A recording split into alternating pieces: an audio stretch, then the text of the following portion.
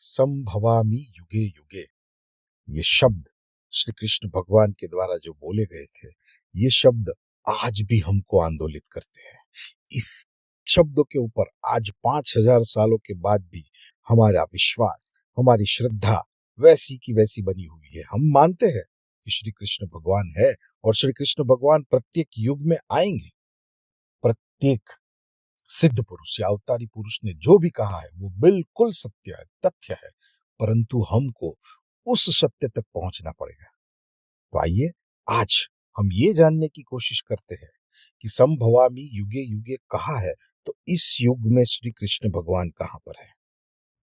उसके लिए एक बात हमको समझनी पड़ेगी कि हमारे जैसा ही 2 हाथ, 2 पैर और 2 आंख श्री कृष्ण भगवान के पास थी, परंतु उनके अंदर क्या विशिष्ट था।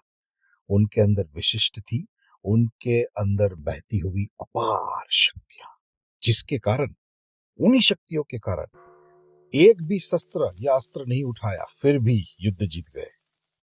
फिर भी आज भी 5000 सालों के बाद उनको याद करते हैं और आंख में पानी आ जाता है, हमारे भीतर भाव का समुद्र खड़ा हो जाता है। इतना आंदोलित किया है हमको वो शक्तियों के कारण। पर आज जब उनको हम मानते हैं, जब उनकी पूजा करते हैं, तो हमारे सामने क्या आता है?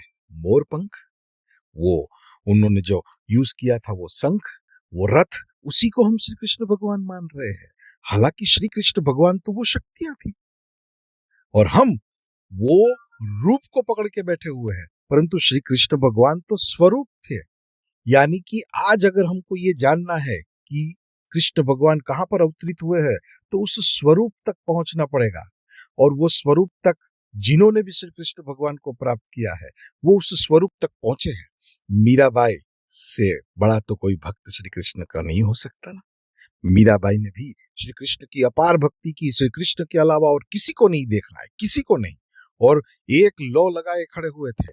पर जब वो संत रहीदास जी के पास गए और जब उन्होंने लिखा है गुरु मिलिया संत रहीदास जैसा, जैसे ही उन्होंने चमड़ा पानी में भिगोकर उनके ऊपर जैसे ही पानी डाला अंजलि के रूप में, और उनके भीतर की शक्तियां जागृत हो गई। माने उनके भीतर अब श्री कृष्ण भगवान को देखना नहीं, अनुभव करने की क्षमताएं खड़ी हो गई।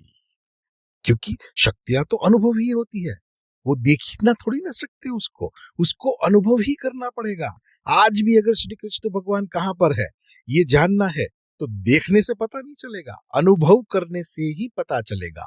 और अनुभव केवल एक सिद्ध सद्गुरु का सानिध्य, उनका स्पर्श, उनकी उपस्थिति, वो अनुभव करने की हमारी क्षमताएं विकसित कर सकते हैं। इसलिए अगर आज भी संभवामि युगे युगे शब्द को सार्थक करना है, उसको अनुभव करना है, तो एक सिद्ध सद्गुरु के सानिध्य में जाना पड़ेगा, एक सिद्ध सद्गुरु के संपर्क में आना होगा, जो हमारे भीतर देखने से ज्यादा अनुभव करने की प्रणाली को जागृत कर दे और हम सब जगह अनुभव करना शुरू कर दे, ताकि हम ये अनुभव कर सके कि मेरे प्राण प्रिय श्री कृष्ण भगवान कहां पर है, जिसकी इतनी तलाश की, जिसकी इतनी भक्ति की, जिसके प्रति इतनी श्रद्धा है, वो है कहां पर।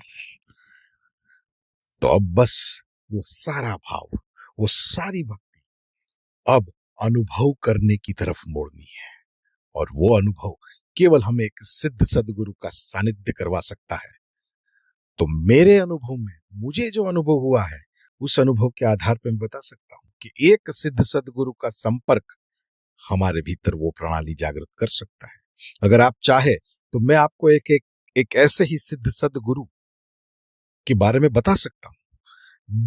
देखो, इधर केवल सद्गुरु को अपने भीतर की उस प्रणाली को जगाने के लिए ही मानना है। उसी के आधार पर वो सही में कोई भी सद्गुरु इस धरती के ऊपर आए तो उनका श्रेष्ठ उपयोग यही है कि हम अपनी आत्म साक्षात्कार करवा ले, हम अपने भीतर अनुभव करने की प्रणाली को जागृत कर सके। और ऐसे ही एक सिद्ध सद्गुरु जिन्होंने हिमालय में 16 साल तक साधना की हुई है, जिनके शक्तियों को, जैसे कृष्ण भगवान की शक्तियों को भी माना गया था ना, उसी तरह उनकी भी शक्तियों को आज विज्ञान ने प्रमाणित किया हुआ है आभा मंडल के फोटोग्राफ द्वारा। तो विज्ञान ने कहा है कि इतना श्रेष्ठ आभा मंडल कैसे हो सकता है, तो वो है सद्गुरु श्री शिव कृपानंद स्वामी महाराज। हिमालयन ध्यान के प्रणेता। उनके सानिध्य से, उनके संपर्क से हमारे भीतर की वो अनुभव करने की प्रणाली जागृत हो सकती है और कहीं ना कहीं हम आज के उस श्री कृष्ण तत्व तक पहुंच सकते हैं। तो मेरा शुद्ध भाव यही है कि हम उस श्री कृष्ण तत्व तक पहुंचे। तो आइए इस जन्माष्टमी पर सही अर्थ में उनको नमन करते हैं, वंदन करते हैं और उनकी तरफ आने की एक अपनी शुद्ध इच्छा व्यक्त करते हैं। जय श्री कृष्ण।